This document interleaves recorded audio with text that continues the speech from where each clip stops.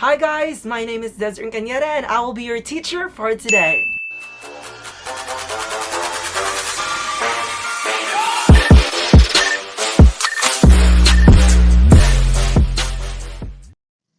Good day, webmasters. For today's video, we are going to explain these two topics, the ethnocentrism and the relativism.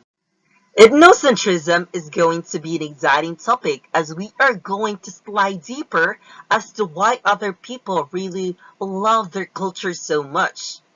Webmasters, are you ready to listen? I bet your reactions are the same with SpongeBob in the presentation. So, get ready and fasten your seatbelts because we are going to know about the what, who, when, and in some examples of ethnocentrism. What is ethnocentrism? It is judging another culture solely by the values and standards of one's own culture. In other words, they look up so much of their culture. The basis of a beautiful culture is coming from their native ones.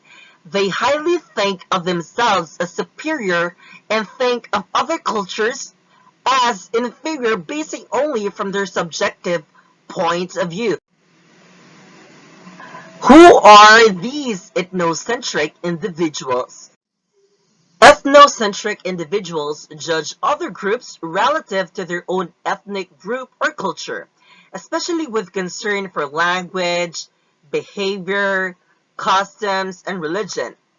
These ethnocentric people are the individuals who practice ethnocentrism. Here is an example of ethnocentrism. Throughout Asia, the way of eating is to use chopsticks with every meal. These people may find it very unnecessary to find that people in other societies, such as the American society, eat using forks, spoons, and knives. So that is like a long process of eating because they are using three things like forks, spoons, and knives in one seating. And then this Asian girl in the video thinks that her culture is more superior than this fork using guy because like as you can see in the video, she gripped that cake in just one try, unlike the guy who manages to chop it off with different lengths so that he could eat the cake perhaps. And just with that video, it explains how ethnocentrism works. So these ethnic distinctions and subdivisions serve to define each culture or ethnicity's unique cultural identity. To say the difference that we do have may be in culture doesn't necessarily mean we have to fight for it, but rather we have to learn on how to share respect towards other people in the table of life. Exactly. So, we do have here William G. Sumner. He defined ethnocentrism as the technical name for the view of things in which one's own group is the center of everything and all others are scaled and rated with reference to it.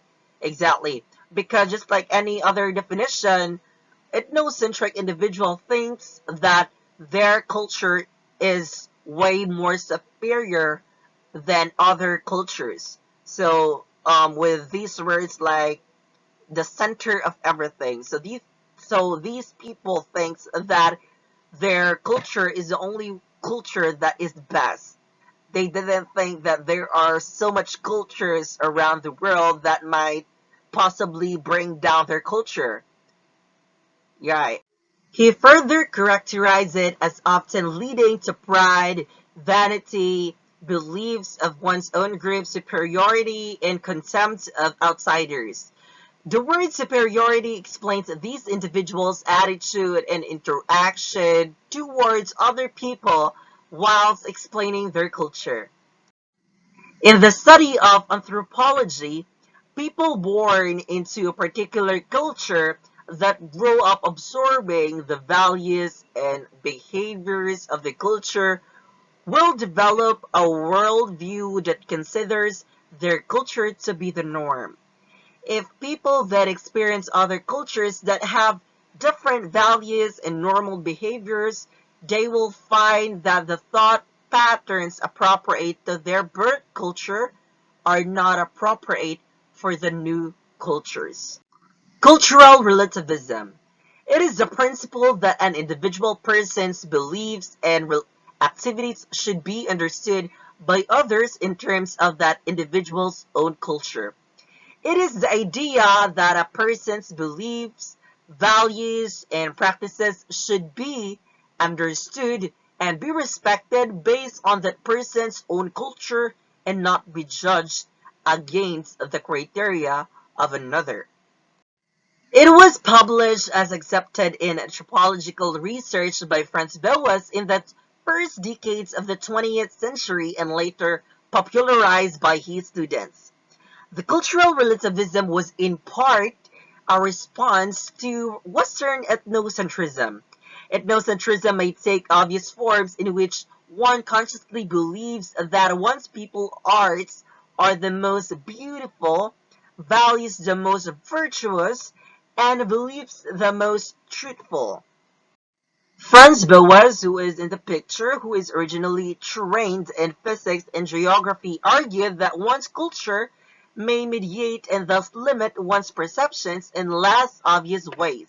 He understood culture to include not only certain tastes in food, art, and music, or beliefs about religion. Culture is more than what we see on social media, perhaps. Our manly desires, for example, the local foods and arts, how we sing music in different societies, and so on. This understanding of culture confronts anthropologists with two problems.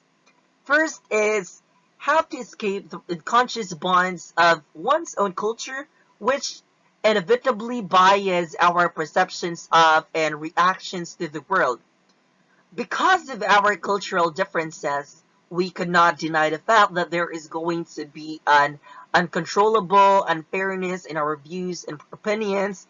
And this is what these anthropologists mention they're having problem with. And the second problem is how to make sense of an unfamiliar culture. How to interact with other people, perhaps basing solely with an objective point of view without any interference of a bias against one's culture. To sum up our discussion, ethnocentrism is the tendency to assume that one's own culture and way of life represent the norm or are superior to all others. And then, the cultural relativism is a viewing of people's behavior from the perspective of their own culture. So, the difference between ethnocentrism and cultural relativism is that the perspective of ethnocentrism addresses foreign peoples from the standpoint of the superiority of the observer's culture, including values, religion, and symbols. Cultural relativism addresses other people in light of those people's culture. So that is all for today. Thank you so much and bye. I think that's all for today. I hope that you learned something from me. Thank you so much and bye!